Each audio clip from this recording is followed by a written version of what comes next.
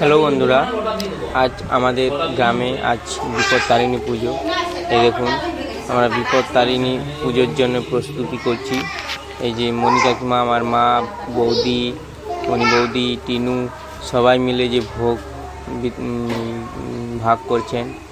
দেখুন, এই যে তাপস দাদার বাড়ি, এটা তাপস দাদা প্রতি বছর ফল নিয়ে আসেন, তাপস দাদা তার বাবা, এবং সেই ভোগ দিয়ে আমরা সবাই ভাগাবাঁটা করে নিই এবং পুজো করি। দেখুন মণি কাকিমা নারকেল ফাটাচ্ছেন, নারকেলও এইখানে ভোগ দেওয়া হবে।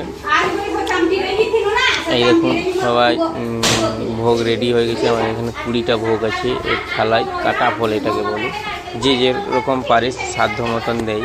এরকম কত সুন্দর করে ভাগ করা হয়েছে, সাজানো হয়েছে, পান, সুপারি, ফল সব কিছু 13-14 রকমের ফল আছে বন্ধুরা। সবাই ভোগ নিতে এসে গেছে। এই দেখুন ভোগ আমাদের তৈরি রেডি। তো চলুন বন্ধুরা, আমরা এখন মন্দিরে যাই। এরকম এটা আমাদের কালী মন্দির, এখানে প্রতি বছর আমাদের পুজো হয়। এই যে দেখুন বাজনা এসে গেছে, এই বাজনাটা শুরু করেছেন এবছর নতুন করে বাজনা মালিক করেছেন, এবং প্রতি বছর নিজে মায়ের প্রতিমা প্রদান করেন। এরকম সবাই এসে গেছে, এসেছে আরও অনেক বন্ধুরা, আরও লোক আছে।